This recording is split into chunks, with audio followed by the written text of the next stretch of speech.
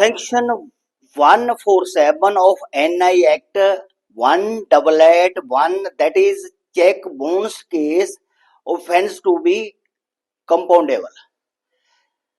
Myself Gurdeep Singh Pogal, advocate. Today we will learn about check bounce case that is compoundable. There are three remedy for aggrieved person against accused regarding check bounce case.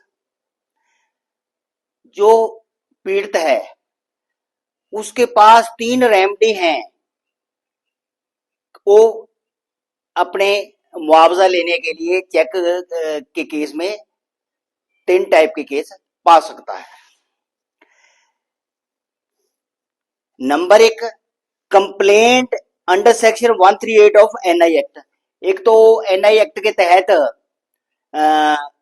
Complaint पा सकता है accused के खिलाफ. Number दो, recovery suit under order 37 rule 6 of CPC. दूसरा वो recovery suit पा सकता है ऑर्डर 37 रूल 6 ऑफ सीपीसी. तीसरा, थ्रू पुलिस. तीसरा, वो पुलिस के थ्रू भी कार्रवाई कर सकता है. That is section 318 of BNS 2023. तीसरी, वो 318 में पुलिस के थ्रू भी अपनी रिकवरी करा सकता है. नेक्स्ट, एज पर section 138 of NI act the maximum punishment up to 2 year और maximum fine up to 2 time of cheque amount और बोथ. हमारा एनआई एक्ट का 138 ये बोल रहा है हमारे को कि जेड़ा है पनिशमेंट का प्रोविजन है वो मैक्सिमम 2 साल का है और फाइन मैक्सिमम 2 टाइम. 2 टाइम का मतलब यहाँ ये है कि जितनी अमाउंट चेक है, मान लो 10,000 का चेक है तो 20,000 तक का जुर्माना हो सकता है और बहुत, और यही दो ही हो सकते हैं. Next, section 147 of NI act, every offence punishable under NI act shall be compoundable. यहाँ 147 एनआई एक्ट ये बता रहा है हमारे को कि जो 138 में ऑफेंस हुआ है चेक के बारे में, चेक बाउंस के बारे में, उसका कंप्रोमाइज, उसका समझौता 147 में हो सकता है.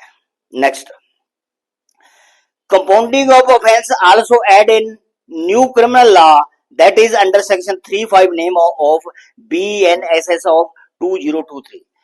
जो ये समझौते का प्रोविजन है वो क्रिमिनल लॉ में भी है. दैट इज 359 BNS में ये समझौते के छोटे मोटे जो झगड़े होते हैं, छोटे छोटे केस होते हैं, उनके बारे में भी समझौते की प्रोविजन वहां है. नेक्स्ट, अब मैं ऑनरेबल सुप्रीम कोर्ट की एक जजमेंट बता रहा हूं आपको. Latest judgement of honourable supreme court of India regarding 138 and 147 of NI act. Honourable supreme court ने इस जजमेंट में 138 और 147 एनआई एक्ट के बारे में डिसीजन दिया है. That is criminal appeal number 3051 and 3012 of 2024, date of decision 23 July 2024.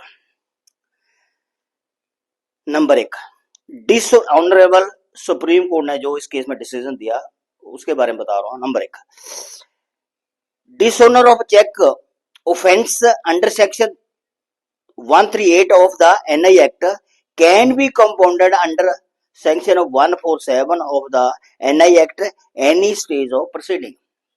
Honourable supreme court ने इस जजमेंट में ये डायरेक्शन दी है कि जो 138 का क्राइम है, चेक बाउंस केस का क्राइम है, उसका जेड़ा समझौता है वो 147 में हो सकता है. ये समझौता किसी भी स्टेज पर हो सकता है. ये स्टार्टिंग में भी हो सकता है, मिडल में भी हो सकता है, एंड में भी हो सकता है, इवन के आफ्टर डिसीजन भी ये समझौता हो सकता है. Second, compounded of offense only with the consent of aggrieved person. Honourable supreme court ने यहाँ इस जजमेंट ने ये डायरेक्शन दी है कि जो समझौता है वो पीड़ित व्यक्ति की कंसेंट में होएगा, उसकी सहमति में होएगा। उसकी सहमति के बिना एक्यूज समझौता नहीं कर सकता। सिर्फ पीड़ित की सहमति होनी बहुत जरूरी है। Thank you. Okay, if you like my video please subscribe my channel, like and share my video. Thank you. Okay.